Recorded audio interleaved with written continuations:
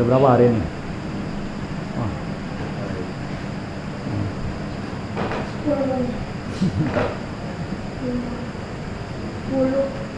Berimbang hari ini, berimbang. Berimbang.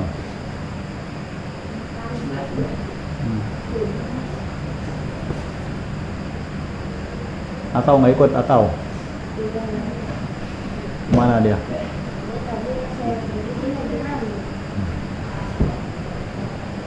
Sengaja ninggalin ya?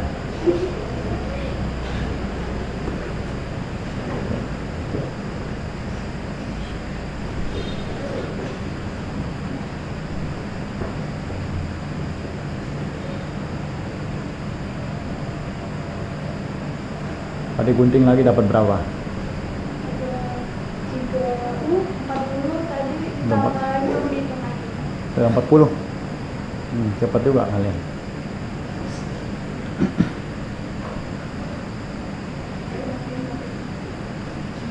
Awas jangan hilang ya di itu. Simpan lagi.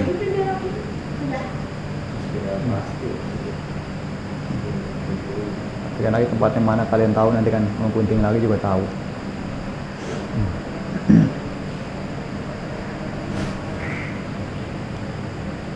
Siap. Duduk sambil duduk lah, sambil duduk meditasi. Sambil pejamkan mata.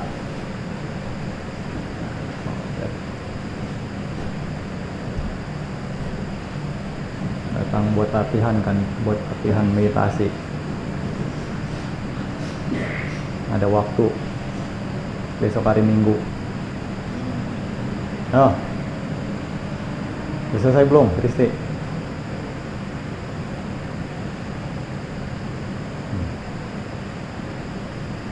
Baca serius dikit.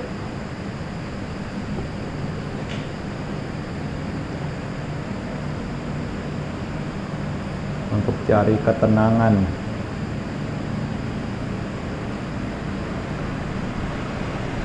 Banyak cari tenang, tapi tidak tahu, tidak dapat tenang. Nah, sebenarnya ketenangan itu ada di mana? Semakin ingin mencari juga semakin tidak bertemu.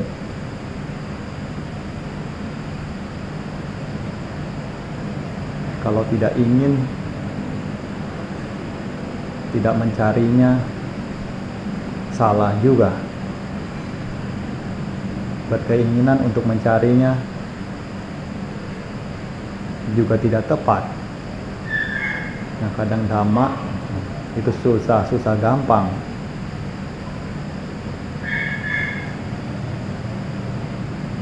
Menginginkan juga salah. Tidak menginginkan juga lebih salah. Karena tidak tahu arah tujuan, jadinya mau kemana. Makanya penting dalam pelatihan itu memiliki kesadaran. Mencoba seperti ini dapat hasil seperti apa? Melatih seperti ini dapat perasaan seperti apa? Nah, kalau sudah dapat, ada rasa ketenangan, ada rasa bahagia, ada rasa tentram, damai di dalam hati. Nah, kiranya sudah mulai cukup mampu untuk dikatakan mendapati sedikitnya apa yang dituju daripada praktek pelatihan Dhamma tersebut. Kalau berlatih, semakin melatih, semakin jauh dari ketenangan, semakin penuh dengan kekacauan pikiran, juga semakin jauh dari apa yang semestinya. Makanya ini yang dipegang, harus punya kemampuan untuk menilai antara mana yang mau manfaat, mana yang tidak membawa manfaat. Sama seperti orang dagang, harus tahu mana yang menghasilkan untung, mana juga untungnya sedikit, atau mana juga yang malah jadi merugi. Harus bisa menilainya. Kalau sudah bisa menilainya, juga nanti akan dengan sendirinya semakin lebih rajin lagi, karena tahu ada manfaatnya. Makanya orang semakin dia mampu untuk menghasilkan penghasilan, juga penghasilannya semakin terus-menerus meningkat, karena ia akan rajin dengan sendirinya. Dia paham itu menguntungkan, maka terus giat, semangat.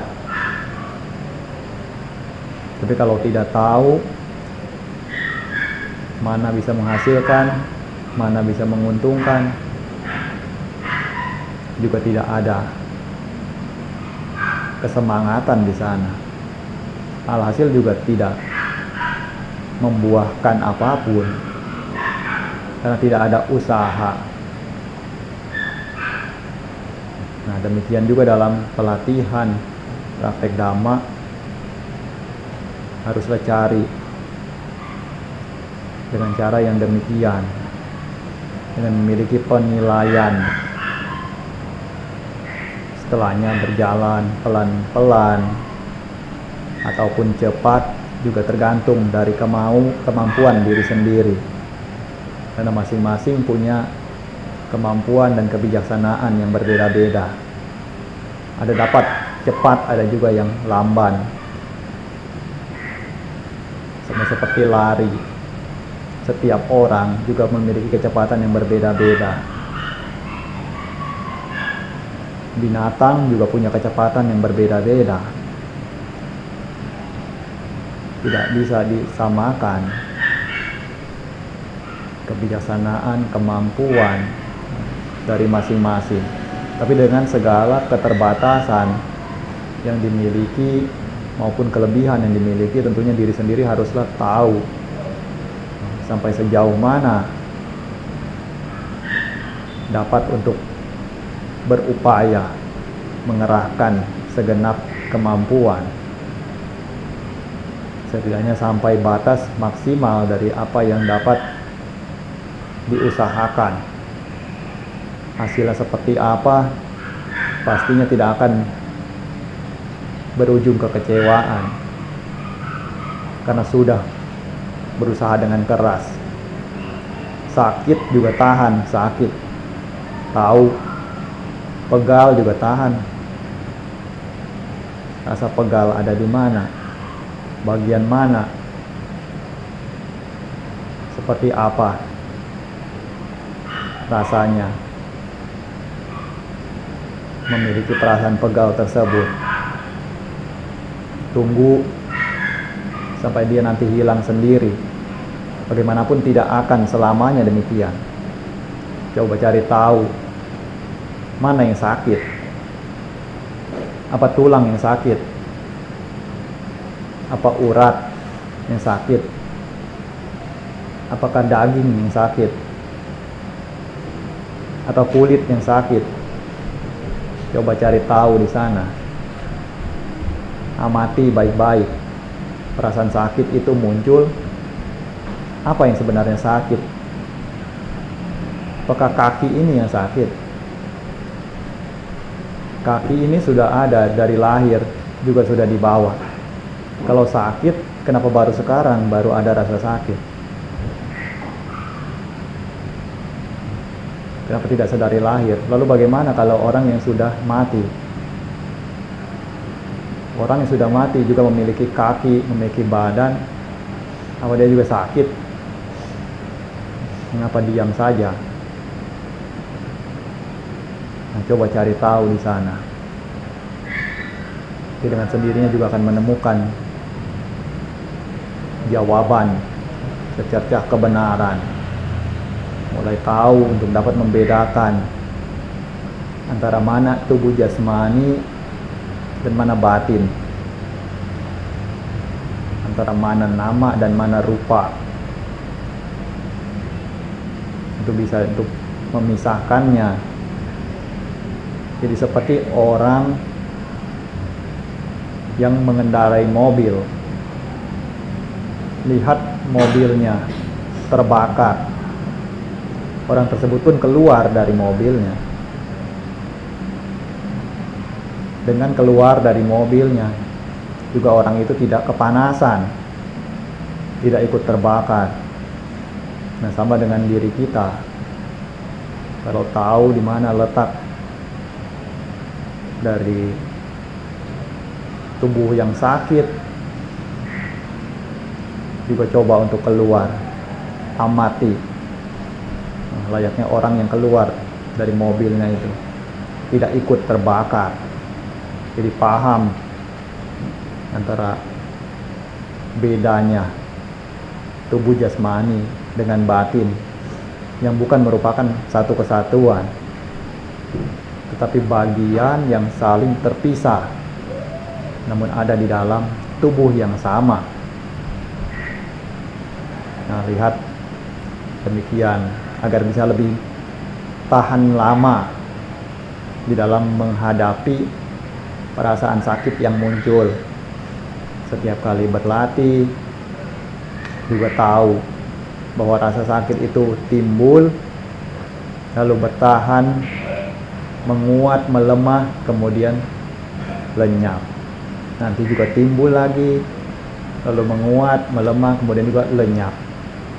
Nah, demikianlah Dhamma, yang mana anicca, sifat ketidakkekalan itu berlaku di dunia. Ia muncul, bertahan, kemudian padam. Timbul, lalu bertahan, kemudian juga lenyap. Nafas yang masuk,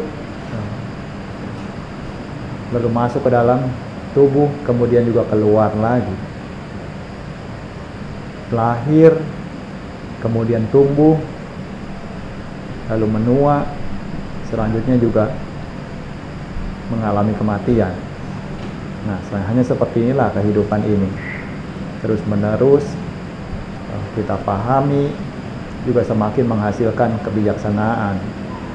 Jadi paham serangkaian proses kehidupan. Dengan demikian tidak akan menjadi salah jalan. Sudah tahu, sudah dapat mana ajaran kebenaran, ajaran yang membawa pada kebahagiaan, ajaran yang menuntun menuju akhir daripada penderitaan, maka tetap untuk menapaki di jalan ini. Sekalipun sulit, sekalipun harus jatuh bangun, harus tersungkur, harus berdarah-darah, tetapi tahu bahwa itu semua adalah proses yang harus dilewati untuk menuju pada apa yang dicita-citakan. Setidaknya tetap berpegang pada jalan kebenaran, mulai dari berusaha untuk menjauhkan diri dari kejahatan, segala macam bentuk kejahatan, baik melalui tubuh jasmani, ucapan maupun pikiran. Lalu berusaha untuk mengembangkan kebaikan, baik melalui ucapan, perbuatan maupun pikiran. Lalu berusaha untuk membersihkan pikiran dari seluruh noda-noda kekotoran batin yang ada. Nah, dengan demikian juga akan sedikit demi sedikit mampu untuk mengarahkan diri menuju tujuan tertinggi di dalam Buddha Sasana ini. Selanjutnya tetap fokus, konsentrasi, memperhatikan nafasnya, nafas masuk dan nafas keluar. Terus jaga kesadaran dengan apa yang sudah disampaikan tadi, juga dijadikan sebagai bahan untuk mengatasi jika ada rasa sakit yang timbul, rasa sakit yang muncul selama proses melatih Citta Bhawana. Jadi ingat, kalau ada rasa sakit muncul, itu hanyalah sekedar rasa sakit. Dia bukan aku, bukan juga milikku, bukan juga diriku. Dia ada tanpa diundang, dan dia juga akan pergi tanpa disuruh pergi. Nah, biarkan dia datang, terima saja, dan kemudian juga dia akan pergi dengan sendirinya. Ya, sekarang tetap bertahan, jaga ketenangan sampai nanti diberikan aba-aba kalau sudah waktunya untuk keluar dari samadhi.